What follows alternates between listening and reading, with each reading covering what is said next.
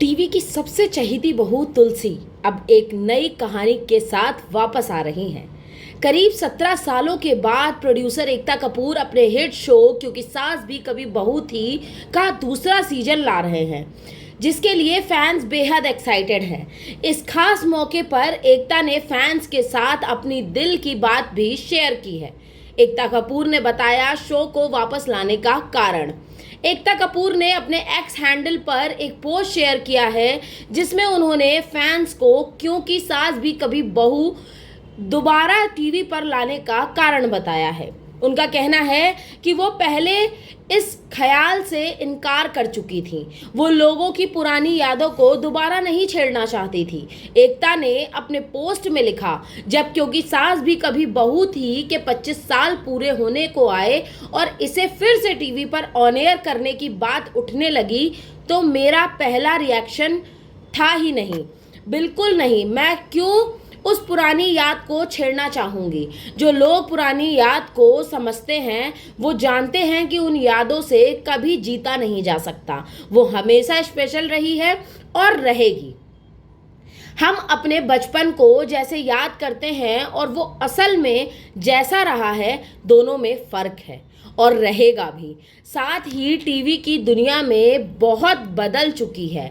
एक वक्त था जब सिर्फ 9 शहरों में हमारी ऑडियंस की संख्या बटी हुई थी। आज वही संख्या अलग अलग टुकड़ों में बट गई है, अलग अलग प्लेटफॉर्म्स पर फैल चुकी है। टीवी की दुनिया में आया बदलाव, शो ने दी महिलाओं को आवाज़। एकता ने आगे उनके शो क्योंकि सास भी कभी बहू थी की विरासत और उससे आए बदलाव पर बात की। उन्होंने लिखा, क्या ये शो की उस विरासत को संभाल पाएंगे, उस ऐतिहासिक टीआरपी को जो फिर कभी किसी और सीरियल को नहीं मिली। लेकिन क्या टीआरपी ही उस सोशली विरासत है?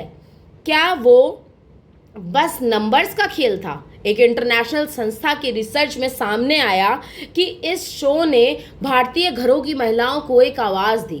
2000 से 2025 के बीच पहली बार औरतें घर की बातचीत में हिस्सा लेने लगी। एक बदलाव जो सीधे तौर पर भारतीय टेलीविज़न और ख़ासकर क्योंकि सास भी कभी बहू थी और कहानी घर घर की जैसे सीरियल से हुआ था। क्योंकि सास भी कभी बहू थी एक ग्लोबल एडवेंचर बन गया था, जिसने भारत की कहानी को दुनिया भर में पहुंचाया। ये सिर्फ एक डेली सोप नहीं था, उसने घरेलू शोषण, वैवाहिक बलात्कार, एज शेमिंग और इच्छा मृत्यु जैसे मुद्दों को भारतीय डाइनिंग टेबल्स की चर्चा का विषय बनाया। और यही इस कहानी की असली विरासत थी।